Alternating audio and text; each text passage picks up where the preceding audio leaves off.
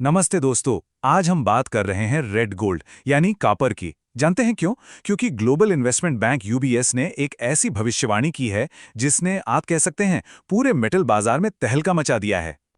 UBS का अनुमान है कि कॉपर की कीमत $14,000 प्रति मीट्रिक टन के एक चौंकाने वाले स्तर को छू सकती है। अब यह सिर्फ एक नंबर नहीं है, बाजार के लिए इसके बहुत बहुत गहरे मायने हैं। पर एक मिनट, क्या इस कीमत तक का सफर एकदम सीधा होगा? जी नहीं, बिल्कुल नहीं।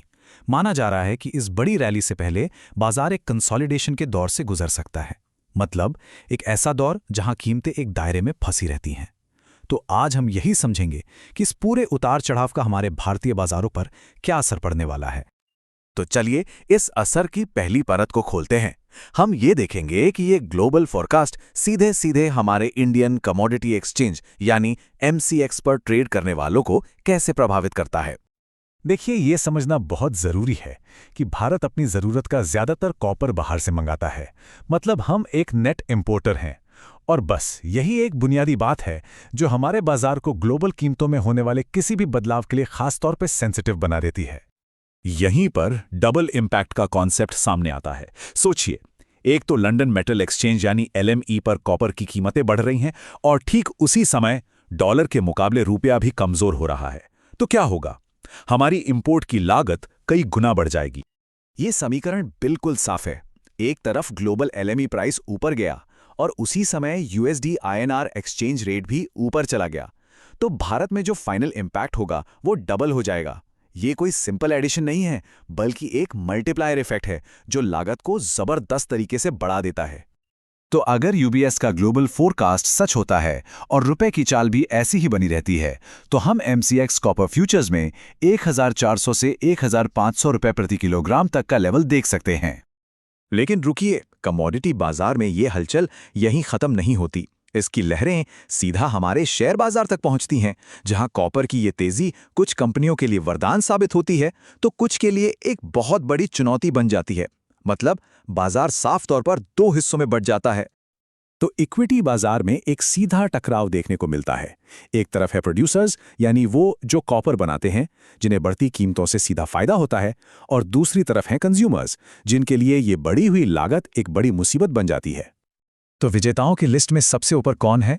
हिंदुस्तान कॉपर और वेदांता जैसी कंपनियां। सीधी सी बात है, जब कॉपर के दाम बढ़ते हैं तो इनकी कमाई और मुनाफा भी सीधा बढ़ जाता है। खास तौर पर हिंदुस्तान कॉपर, जो एक प्योर प्ले कॉपर माइनर है, उसे इस तेजी का सबसे ज्यादा फायदा होता है। अब चलिए सिक्के का दूसरा पहलू देखते हैं। जो कंपनियां केबल और तार बनाती हैं, उनके लिए उनके टोटल रॉ मटेरियल कॉस्ट का 60% हिस्सा सिर्फ और सिर्फ कॉपर होता है। सोचिए, ये कितना बड़ा नंबर है। और यहीं से उनकी असली चुनौती शुरू होती है। इसका मतलब ये हुआ कि पॉलीकैब, केई इंडस्ट्रीज और हैवेल्स जैसी कंपनियां मार्जिन में कमी के रिस्क का सामना कर रही हैं।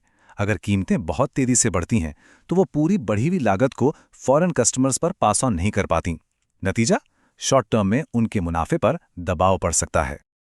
तो हमने कमोडिटी और स्टॉक मार्केट पर असर देख लिया, लेकिन कॉपर की कहानी इससे कई ज्यादा बड़ी है। अब हम ये समझेंगे कि आखिर क्यों इस एक मेटल को पूरी इकोनॉमी की हेल्थ का बैरोमीटर माना जाता है। मार्केट की भाषा में कॉपर को अक्सर डॉक्टर कॉपर कहा जाता है। ऐसा इसलिए है क्योंकि इसका इस्तेमाल कंस्ट्रक्शन से लेकर इलेक्ट्रॉनिक्स तक, मतलब हर चीज में होता है। इसलिए इसकी बढ़ती डिमांड अक्सर एक हेल्दी और ग्रो करती हुई इकोनॉमी का साफ संकेत होती है। तो ये डिमांड आ कहां से रही है? पहला और सबसे बड़ा कारण है इलेक्ट्रिक व्हीकल्स की क्रांति। क्या आपको पता है कि एक औसत ईवी में एक नॉर्मल पेट्रोल डीजल कार के मुकाबले 4 गुना ज्यादा कॉपर लगता है? ये अपने आप में डिमांड में एक बहुत बड़ा स्ट्रक्चरल उछाल है। दूसरा बड़ा ड्राइवर है ग्रीन एनर्जी की तरफ दुनिया का झुकाव। सोलर पैनल और विंड टर्बाइन से बनी बिजली को ग्रिड तक पहुंचाने के लिए भारी मात्रा में कॉपर केबल की जरूरत होती है। ये डिमांड का एक और लॉन्ग टर्म सोर्स है। और आखिर में एक नया और बहुत ही पावरफुल ड्राइवर है एआई की क्रांति। एआई को चलाने वाले जितने भी डेटा सेंटर्स हैं, उन्हें भरोसेमंद इलेक्ट्रिकल इंफ्रास्ट्रक्चर चाहिए, जिसका मतलब है और भी ज्यादा कॉपर।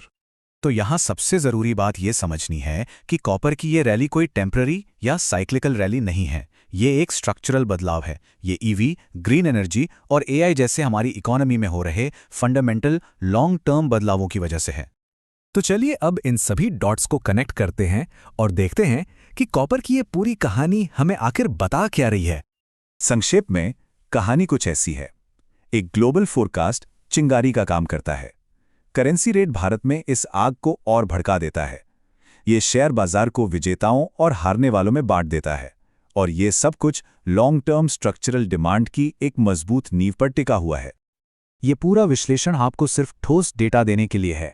ये कोई फाइनेंशियल सलाह नहीं है। हमारा लक्ष्य आपको जानकारी से सशक्त करना है ताकि आप अपने लिए बेहतर और सूचित निर्णय ले सकें। तो हम आपको इसी आखिरी सवाल के साथ छोड़ते हैं।